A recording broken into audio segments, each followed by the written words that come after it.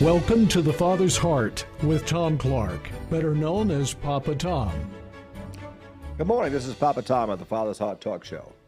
And I have with me again today is Pastor Steve Heimbishner from, is it North Dakota or South Dakota? Or Montana? Billings, Montana. Billings, Montana. I got to get that straight. I got you in the Dakotas. I always think you're in the Dakotas. Somewhere out there in the boondocks, it's Billings, Montana.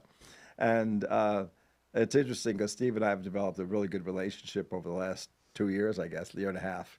And we always seem to be on the same page. And what we're going to talk about today has to do with a little bit different take on what's happening in Israel right now with Hamas and that events in that part of the world. It has struck me that what we're seeing on the news, I'm always suspect of what we're seeing on the news because it's always trying to present a narrative that seems to be the people in power want us to see and not really understand what's happening in a deeper spiritual way. And God is always moving, and he's moving in ways that we don't understand, as he tells us his ways are not our ways. And we want to get a little different take on what God may be saying and what we could wean from the events that are happening, because they are signs. Israel is very important in God's timetable, and what's happening there may soon be happening in the United States. And we're going to track that a little bit. And things that are happening, both good and bad, but we don't want to frighten our audience. That's not our intention. It's always to look to God and what he's doing, and putting our eyes on him and pressing into his heart, because after all, it's the Father's Heart Talk Show, so we want to understand the heart of God the Father in all these machinations that are going on in the world. So let me just kick off this discussion by my mentioning earlier to Pastor Steve that I was sensing that the Hamas was operating out of the spirit of the Amalekites. And I would venture to guess most of our audience do not even have a clue as to who the Amalekites are. So I think we need to go back, Steve, and talk about who are the Amalekites so we can describe them, if you're talking about them being in the spirit of the Amalekites, attacking Israel. Who were the Amalekites and what was that spirit about? You know, that's I think you hit the right on the head, you know, with what is happening here in our culture, and a lot of ignorance, because so many people aren't taught biblical history or what happens. And you know, the Amalekites showed up the first time when they were, what God told to get rid of them was with Saul, and he was told to be able to go take the Agites and to be able to Amalekites and take care of them, take them all out, men, women, children, cattle, everything. And Saul did not. He kept the king and his wife and a bunch of sheep. Mm-hmm. And then the prophet Samuel was called, and he said, what have you done? You have been disobedient. You have not taken care of the Amalekites or the Agites. And so Samuel took the king and killed him, but the king's wife, who was pregnant, escaped. And that, through that child, then came through the feast of Esther. And then we see Haman that came through that whole thing, trying to, again, kill all of the Israelites. So you're saying that Haman was an Amalekite? The Amalekites came and, you know, they tried to kill all the Israelites. And so this spirit is not new, but it's because it goes back to what Saul was disobedient on, and Joshua was supposed to take care of them when they went into the promised land. That was a few hundred years before. Yeah, no, I remember reading about the Amalekite. Apparently, Amalek was one of the sons of Esau. So if you trace up back through that line, he came from Esau. Now, Esau was, the scripture tells us, Jacob I loved and Esau I hated. Now, sometimes that word hated would be preferred less, but the concept is that Jacob and Esau were always at odds each other. when Esau stole Jacob's, or took, I don't know if he stole, he traded actually, of getting the blessing. His birthright to begin with for a bowl of soup was the first thing that happened between Jacob and Esau. And Esau traded it away, so it wasn't stolen, it was actually given away. And the other part of it was Jacob surreptitiously got the blessing from Isaac, his father. So he got the blessing and the birthright, and it was, they were at each other's throats, or certainly Esau was angered and wanted to kill him and vowed to kill Jacob and his descendants. Later on, they had a meeting, maybe 20 years later, and he didn't kill him. God explained exactly why. God protected it. But that vow is still out there. And what we find is that one of the sons, because Esau married Canaanite women, which irritated his mom and dad. And out of that Canaanite woman, he created the Edomites, which were red. Edom means red, which I think we actually get the word Rothschild later on. We'll get that later. Right. Rothschild means red shield. The Edomites were red, and the intermeaning people appear to be the Caucasians. But one of the particular sons of Esau was named Amalek, and that was a particularly bad strain. It was a bad tribe. And you mentioned Joshua, and they were coming into the promised land. It was the Amalekites that would sneak behind the Israelites and, That's right. and knock off the weak ones, the ones who were the stragglers, the old people who couldn't keep up, and the children, and those people who were the soft targets, they would say in a military sense. And that same spirit of the Amalekites that we saw evidence in the time of Joshua, coming up from behind and attacking the Israelites as they were leaving the promised land from behind, you see that same spirit operating in Hamas today. They're going after the soft targets. They're going after the old people. They're going after the women, children, even babies. And with no conscience or human life, no sensitivity of propriety. It's not really a warlike thing of two armies. It's really terrorism. And the spirit of terrorism is evident in the Amalekite spirit, because that's the level of hate that they have and express to the Jewish people. Right. And that's because of that hatred. And what's so sad is that we sometimes forget in our culture the spirit that can go through 10 generations. Right. And this is what has happened. And we try to think we're going to be okay because we don't have that anymore.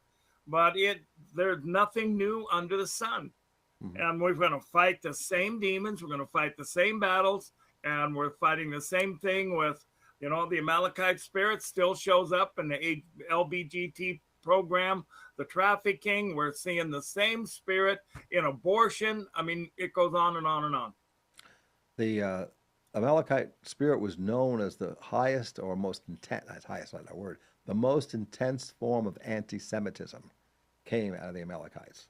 There's no group of people that hated the Israelites more than the Amalekites, and that's why God told Saul to tell Samuel to, called Samuel to tell Saul to wipe out the Amalekites. Every man, woman, child, every goat, every sheep, I don't know if it was cats and dogs, but every animal that was associated with the tribe needed to be wiped out, and wiped out forever.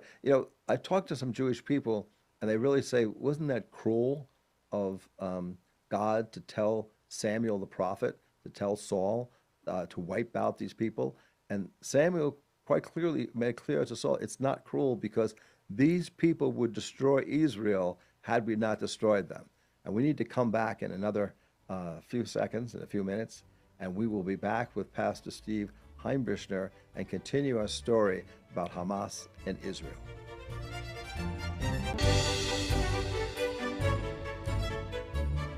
We're back with Pastor Steve Heimbishner, and we're talking about what's happening in Israel right now between Israel and Hamas. And we were just finishing up talking about this discussion of the Amalekites and the spirit of the Amalekites, which is the most severe, intense form of anti-Semitism that's going on through that spirit, and it's operating through Hamas. And yet we find in our own country, we have different takes on that, Steve. We have different universities, like I heard a story about what's happening in Harvard, for example, that many universities have these groups that are raising Palestinian flags, and they're trying to get Israel to stop fighting against Hamas because Israel now is on the counterattack. So, what's your thoughts about that perspective? And again, it's just because of, and everybody has the right to do whatever they want to do. But the problem comes in is lack of education, ignorance as to what's really happening. And the sad part is that where are most people going to get educated on understanding what is happening? Why are people so hatred towards the Jewish people? I mean, the statistics are out that anti-Semitism is higher now in our country than it was back in World War I and II. I mean, how can that be? We're educated, we're smarter, we got a lot more going on. And how can we have more anti-Semitism than we had back then? We're supposed to be more sensitive and all that kind of stuff. I mean, where is this coming from other than it comes through the bloodline? It comes through a spirit that is still trying to manifest the same thing. And that's the sad part that we're seeing.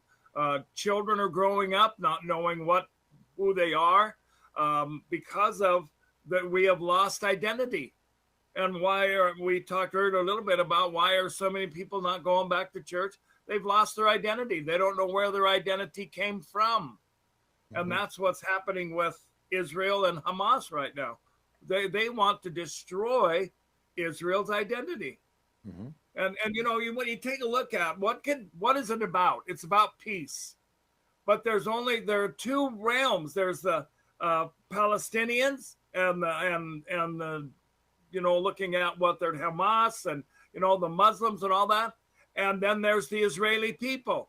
And there's been this battle going on since the beginning of time, since Abraham almost, And so then you look at what is it would bring peace. And there's only one thing that would bring peace to the Mideast, and that is for Israel to cease to exist. And if Israel didn't exist, there would be peace. That means you got to destroy a people. Then there would be the narrative is that they proclaim this peace, but I don't see it as peace at all. I see it as a struggle for power and control. The older I become, I realize that real evil, the worst forms of evil, always gravitate to power and control. The people that want the one world government, the people that want us to the New World Order, those people are being led by powers and principalities of evil. And one of the key areas of the whole world, which is tiny little space, is the land of Israel. And Jerusalem specifically has got a target on it. And the land of Israel as being, it's not that much land in terms of an area, but it's always been critically important to God's timetable. And what happens over there affects the entire world. And that's why the powers and principalities of evil are so concentrated on that particular area of the world. And they bring about things for reasons that we don't understand. I, for one, cannot fully accept that Mossad, for example, didn't know that this attack was coming. There's just too much electronic intelligence, too much on-the-ground intelligence that they have access to. They're the most sophisticated intelligence network in the entire world, and how they allowed the Hamas to come in over the border like they did. It almost seems like a ridiculous narrative to believe. And there's got to be things happening behind the scenes that I don't fully understand, that God's allowing that to happen and they're causing it to happen for reasons that they're not being forthright with. I agree. That, and some of it because we don't understand his ways, but we see it playing into the prophecies or the prophetic timetable of where we're at. Yes. I think we can easily see where we're about to step into the birth pangs of what Yeshua talked about in Matthew 24. And so how long is it going to be? I don't know. see how many years it could be, but we do know we're on the downhill slide. That and this is where the urgency comes in of how many people are prepared of what is this war is what it's going to trigger. And you are so accurate in what you had just said. Most people don't know, and it's going to trigger the whole world. Mm-hmm. You're absolutely correct. You know, it's one of those things when you use the expression Matthew 24, our audience may not realize what that means, but that's a discussion of the end times. And that's that whole area of that whole chapter. Yeshua was talking about the end times. And we are experiencing closer and closer and closer to the end times. It doesn't mean necessarily the end of the world, like the end of the earth as we know it, but the end times or the end of the age means the end of the way the systems of the world operate. And that what's coming to a close. The systems of the world, the governmental systems, those who control the world the way they have, will, at the end of the age, when the age closes, it'll end their reign, it'll end their power. And that's something that they're feverishly trying to hold on to. But they realize it's also coming to a denouement, as the French would say, which means the end. Yeah, I so agree with you. You know, this has always been a battle of power. I mean, you can go back to Lot and Abraham, and our shepherds can't get along, so we got to divide things up. Mm-hmm. You know, and it's too bad that they couldn't have gotten along, and how much more. And look at what it triggered with all of the other things that came from Lot. You know, having 2 daughters, and then, you know, having them by incest, and then 2 more nations were born because of that. I mean, it's just amazing. You look back at one single event triggers in the next 2,000 or 3,000 years, critical things that change the whole world. You know, it goes back even further, I think, even to the garden. You just go to the garden and you realize God created the man, the woman, who he called both of them Adam, just to understand good. They're only wired to understand good. And yet when Satan tempted them in the garden to eat of the tree of the knowledge of good and evil, right? So that they would understand evil. God never wanted them to understand evil. They never really had the capacity to understand evil. And in that understanding of evil, in the tree of the knowledge of good and evil, it introduced evil into the world, and introduced death into the world, introduced evil into the world. And we've had to deal with death, and we've had to deal with evil ever since. And there's always been a power struggle from that moment on, because it was laid down prophetically when God said that, prophetically, that the seed of the woman would crush the head of the seed of the serpent. That was the battle line. And so if we see ourselves in a war today, we're not far from that. In fact, I should say not far from that. That's still continuing today. The war of the seed of the woman versus the seed of the serpent. We have these things of functioning, and we're a constant war because evil is constantly trying to get power over and over and over again. And the only way they really can execute power is to take away our freedom. And we see that being presented all over the place. There's an expression by these evil people called polycrisis. Poly meaning many. Many crises, polycrisis, and they create crises so that they can give us the solution to the crises. But every crisis that they create and every solution that they offer is always a forfeiture of our freedom. That give us security to get rid of to forfeit our freedom. And we continually, as human beings, fall for that, and we get lose and lose and lose our freedom to these people who want to control us.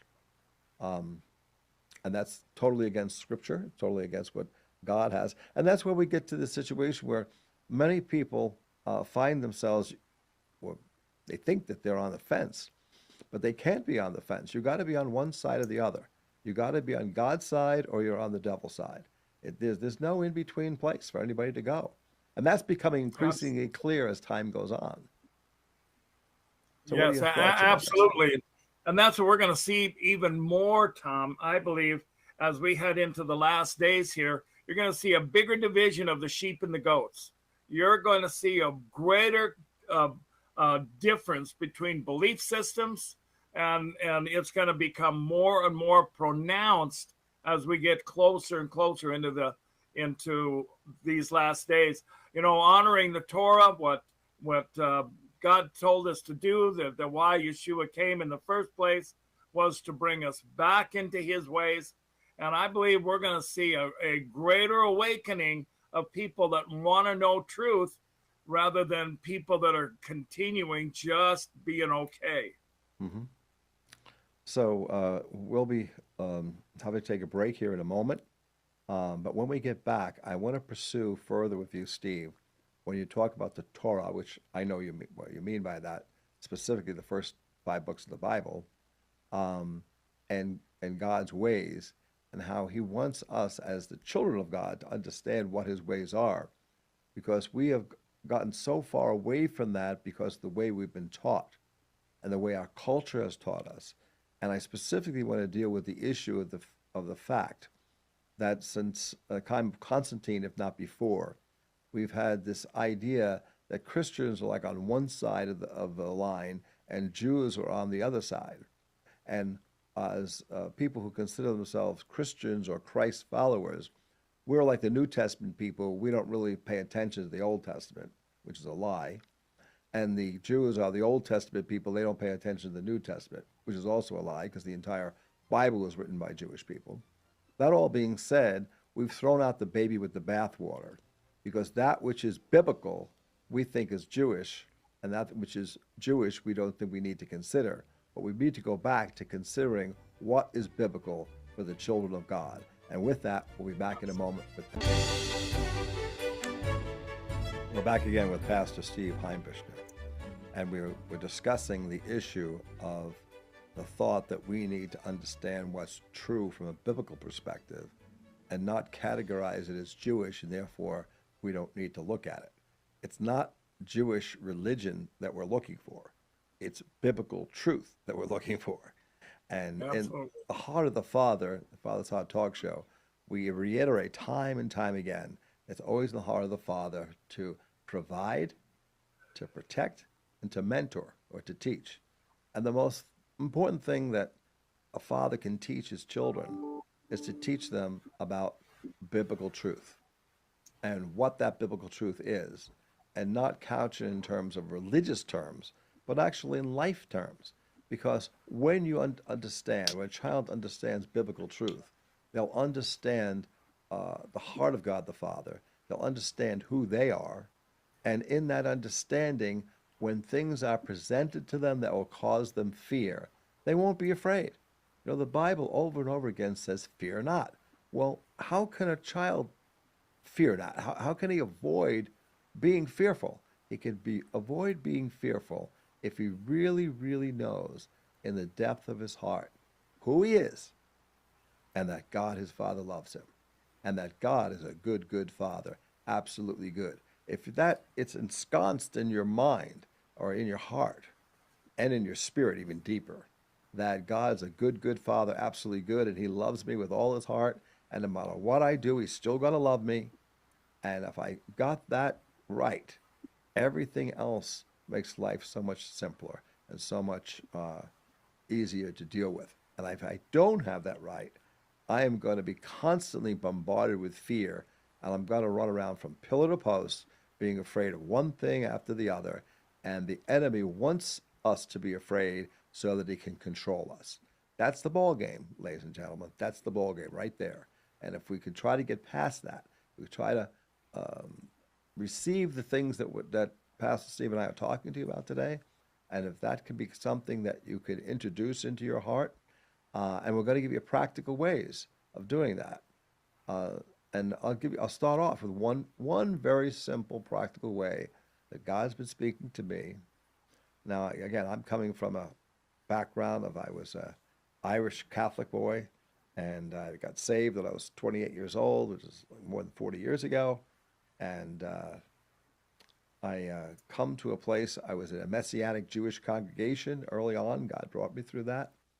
and I was taught the Old Testament from the pastor who was Jewish, a Messianic Jewish pastor, taught me about the Old Testament, and I gained a more and more appreciation of the biblical truths that God put into His Word, and He wants us to um, activate. And so, in a pursuit of inner peace, not necessarily peace in the world out there, but inner peace, the Lord had put on my heart, and I just shared this earlier today with Pastor Steve, that I want my family and any families that are interested in my local community to begin to experience Shabbat. Now, Shabbat is a Jewish Hebrew word, and it talks about the Sabbath and the Sabbath rest, and the introduction of the Sabbath rest on sunset on a Friday is the biblical context for experiencing the peace that God wants to give His children. So, with that as a background, Steve, share with us one of the things we'll start with. There'll be other ones that are biblical truths that families can enjoy, with the father taking the lead. And the father taking the lead said, I want to introduce to my family a day of rest from the world. And what does the word have to share about Shabbat? And why is it Friday night? And why is it sunset? And what are the things about it that our audience could glean and be benefited from knowing about? You know, what a privilege and honor it is to, again, to be with you, Tom. Like you said, our hearts got joined together a couple of years ago. And, you know, having this understanding of the Sabbath, me coming out of a Lutheran background and then a Word of Faith background, and then coming in and I did that for 25 years, was an evangelist, did all that stuff. And then stepping into Hebrew literally changed my life. I would trade the first 25 years for knowing what I know now. My biggest problem, of course, was coming from Sunday to Shabbat. What was it? And then I had to reread where it said evening and morning were the first day. Mm-hmm. And I started to understand that the Sabbath started at Friday night sundown. Mm-hmm. And so as soon as sundown hit, it was really Saturday. But I looked at the pattern of what was going on in our whole nation. I looked at our whole world, and I saw there's one group of people that they call 7 mountains or 7 spheres of influence. And I saw one group of people that was at the top of every sphere, whether it was in electronics, or whether it was in medicine, or whether it was in owning businesses or entertainment, or what it was. All of those, there was one group of people that was at the top in all 7 mountains. And that was, of course, the Jewish people. And then I started to look and go, why? I thought it was the Irish Catholics. What's that? I said, I thought it was the Irish Catholics. Yeah. Good one.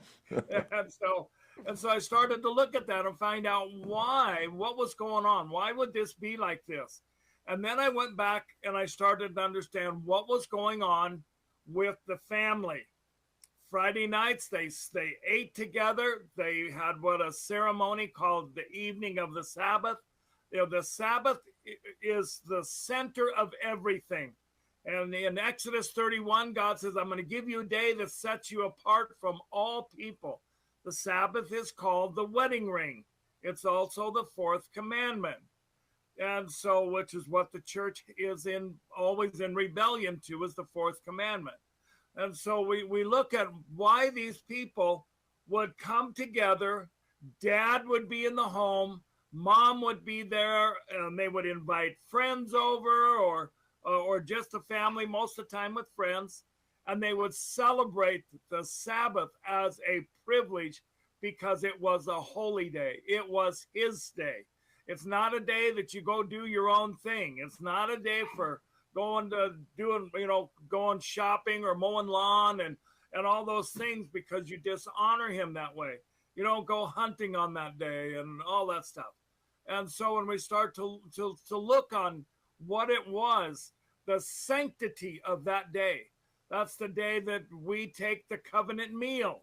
It's the most sacred moment of the whole week on Friday night when you take the covenant meal, which is the bread and the wine.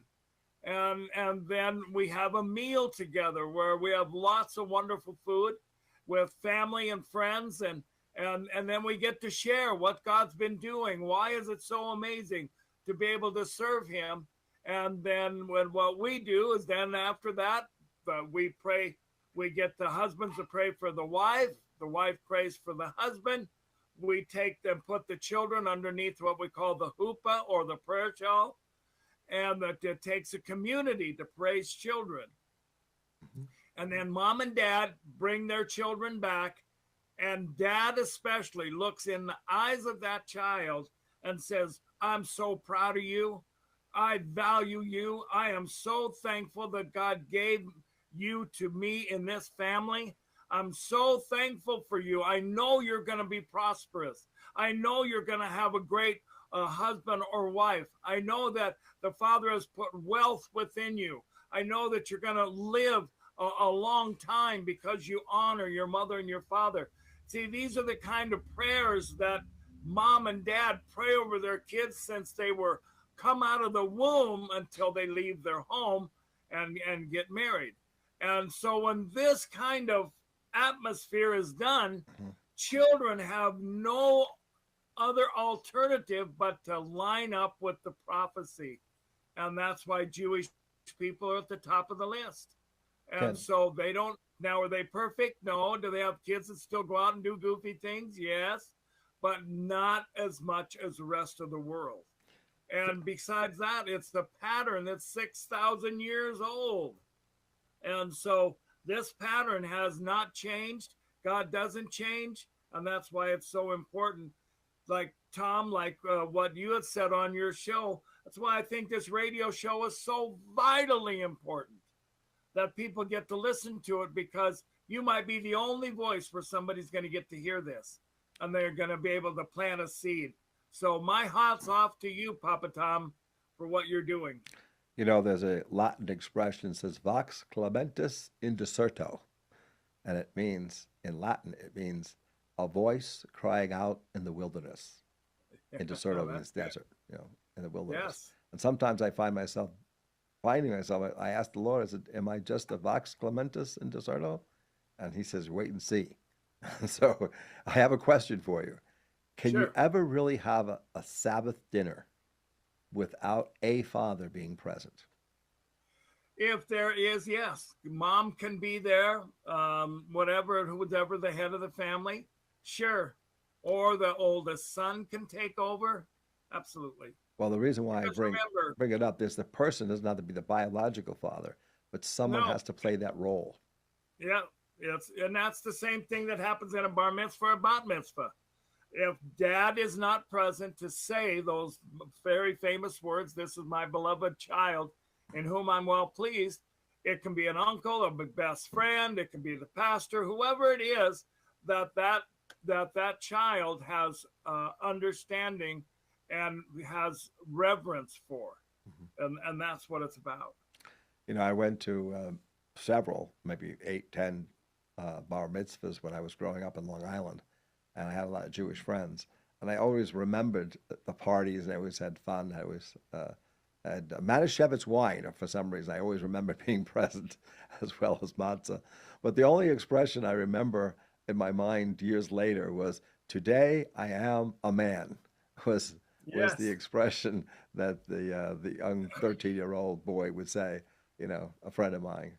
Today I am a man. And I thought that was a very important thing to express in a person's life, different from experiences I had with in the Catholic Church. They had sacraments, but in the Jewish community, it was as always a bar mitzvah, bas mitzvah, as you said, for the boy or the girl. And I always think that it's so important to get back to the heart of the Father, why he gave us the Sabbath, why he gave us this, as Jesus said, the Sabbath was not man was not made for the Sabbath, but the Sabbath was made for man. That's why it was in conflict with the Pharisees at that point. And yet it's in the heart of God, that the Father's heart, that someone who plays the role of the Father be there in the family, presenting to the family this day of rest for him. And we'll be back in a moment, and we'll share other things about why the Sabbath should be in a family's experience. We'll be back in a moment with Pastor Steve Heimbichner. We're back with Pastor Steve Heimbichner, and we were discussing the issue of the biblical truth of the Sabbath as a day of rest. And the question I have for Pastor Steve is, why is a Sabbath day so important to the heart of God that he put it in there as one of the 10 commandments? What was God thinking when he put that in there? It was all about going back to the garden. It's all about relationship. It's all about being able to be the father. It's about being the husband. It's about drawing and making sure that he could put something in place that would keep the family together forever. In fact, it's something we're going to be using all the way through eternity, because it's an eternal covenant. It's an eternal commandment that he gave to us. It's a blood covenant that he made at Mount Sinai to ensure the same thing, why it's called the wedding ring. And remember that in a covenant, till death do us part. And so that's why he wanted to make sure that this is going to go on forever. But we have to take a look at the other side.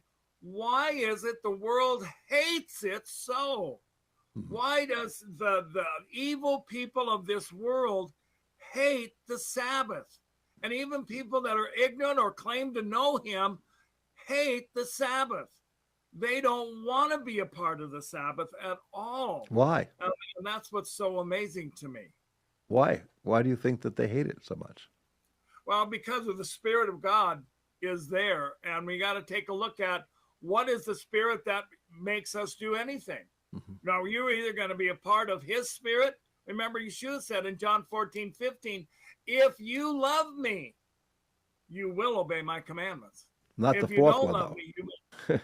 What was that? You skipped. Many people skip the fourth one. Yeah, They obey my commands. All 9 out of 10 will obey them, but the fourth one, we don't think that's that important.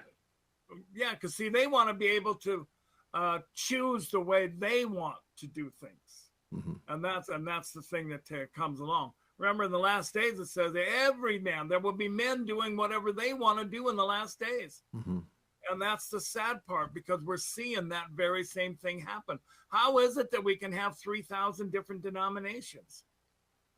Then they all got a little different twist, because they all want to have their own way, instead of how many ways are there? One way, one God, one King, one Master, one Lord. And that's what's so vitally important, that we get to see, what do we want his way, or do we want his heart? Here's the other thing that comes across, is the ignorance and understanding a threshold covenant, a blood covenant. It's no different than the prodigal son, that when he came back to the house, he had to step over the threshold of his father's house. When he did that, he had to adapt to whatever the father had to say, what was in the father's house. And when he did that, he got blessed. And so that was one of the most important parts. And so when we look at, can we honor no different than what Adam and Eve did? We're in the Torah portion of this right now, of Genesis 1. And this week we'll start Noah. When we look at Adam and Eve, what started the whole thing? They chose to be disobedient. They ate of the wrong tree. And that isn't any different today. Most people are eating from the wrong tree. They're eating from the tree of knowledge of good and evil. And so that's what's so crazy. And where their fear, you talked about fear coming in. Well, you see, the only way fear can come in is if there's a void. You see, people that know what's coming, or know what's going to go on, or know, they're not fearful. But our children today, 40% of our kids are on Ritalin. They don't understand. School psychologists tell us that most children today don't feel valued in their own home. Yeah. How can that be? Well, when is the father going to instill that? When does he get to take the time to do that? Shabbat allows that time. Mm-hmm. When you make that the most important thing, instead of whatever else you got going on, it doesn't matter. But when you put him first, and I would suggest you look up Isaiah 58, 13 and 14. It talks about when you put my holy day, I'm going to bless you. Mm-hmm. But if you want to do your holy day, if you want to do whatever you want to do, then I can't bless you. And that's the pattern that God has put together since the beginning of time. I believe that Adam and Eve celebrated the Shabbat. I believe that Abraham, I know, celebrated Shabbat and the Passover, even though the Passover haven't even happened yet, because the Passover was in the beginning before beginning began. Mm-hmm. And so that's why this understanding, it's like going back to what is the name of this radio show? The Father's Heart. And if we don't have a father's heart to glean to, if a child can't get a father's heart, for example, when a baby is born in Israel, what does the mother do? Well, as soon as that baby gets out, still the umbilical cord is still there. What does she say? Shema Israel, Adonai Eloheinu, what? Deuteronomy 6:4 establishes identity to that baby. And then she says the Aaronic blessing. Why? Because that baby's heard it for 6,000 years. And now, because that creators, they've heard that, now they're seeing another creator and they're saying the same words. And then a bonding happens. And that's where the Sabbath comes in and all of those things. And my son, who's now 25, that's how he grew up. He doesn't know anything different than Friday night sundown to Saturday night sundown. And he's deployed right now. And every Friday night he gets to, because nobody else wants to do it with him, he gets to be able to do it on his own. Because why? Here's another thing about the bar mitzvahs and the Shabbat and all that.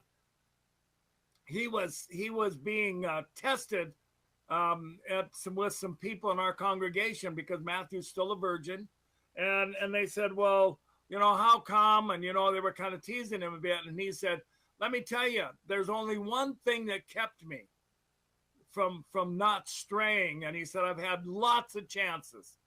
And he said, because of the bar mitzvah, I made a promise. And that promise has kept me.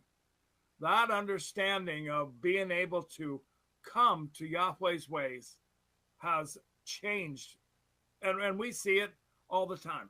And so this Shabbat is the one of, I'll tell you this, Tom, a wise father will bring his child to the Sabbath. A really obedient father, a spiritual dad, the greatest thing he can do for his children is to bring them to the Sabbath. Because remember, that child is made up of 22 Hebrew letters. That's how he's made. And when that child comes into the Sabbath, just like what you're planning on doing, wherever you do it, when you step across that threshold, you're in his presence where there are 22 Hebrew letters. That child, and we talked about, is that child spiritually able, or is it, I can't even remember the dialogue we had there, but remember that child understands Shabbat because their spirit understands. Age appropriate, we were talking about. Age appropriate, that's right. And so when we look at children, don't get age appropriate when they honor the Sabbath. They understand the Shabbat. And if you get a little child at Shabbat, that child's eyes are moving all over because they're already making decisions. Well, I'm going to pray over my wife like that. I'm going to have my husband pray over me. I'm going to pray over them. This is how I'm going to treat my children. This is how they're already, even they're 5-6 years old, they're already determining how they're going to be when they grow up. It's interesting. The scripture tells us that God worked for 6 days, and on the seventh day he rested. And he is still in that seventh day. He's in his Absolutely. day Yeah. of rest. But the day of rest, you have to understand the day of rest. The word rest there doesn't mean what we think. Go lay on the couch and watch TV for a while or something. Right. God didn't. He wasn't so stressed out that he had to just quit. So he's The not a word couch rest potato. Yeah, the word rest means Shabbaton. It means to celebrate with a solemn celebration. Mm-hmm. And that's what Shabbat is about. To celebrate with a solemn celebration. And that's what the word rest was. That's why in Hebrews it said they wouldn't honor my rest. They would, because everybody needs to take a break. Well, there's a benefit in doing that, but it's how you take the break. I mean, you can come to Shabbat and just have a terrible attitude. But Sure. when you come and this is a sacred moment. You know that Yeshua is going to speak to you. You know that you're going to come away and different than when you came in. That's the difference. Each of the books that God gave me to write, his children books, Papa Tom's Tales, were always given to me in a dream, and they always came on a Friday night. And on Saturday morning, I woke up and wrote the text because I saw the pictures in my mind, and I can't draw very well. I'm not very good artistically that way, but I can understand words. And I thought about the dialogue. What would it be like in the communication between Luke the light bearer and whoever the person he was trying to help, and also between Luke the light bearer and God the Father when he sat on his lap? What was that conversation like? And those were the words I wrote on a Saturday morning. And I find reading and writing as being two specific things that are very helpful on a Saturday for me to do, particularly Saturday morning. And how my time being occupied in doing those things. So is there anything else we can share with our audience about the Sabbath and the value of the Sabbath to bring blessing to our family? I think I'll close off and say, basically, the Lord put it on my heart to experience the Shabbat dinner, which is the dinner on a Friday night leading into the Sabbath. And it's there because at this time, at the end of the age, which I'm experiencing, just have to open up your eyes and see what's going on, I do not want to have fear, and I don't want my family to have fear. So we want to celebrate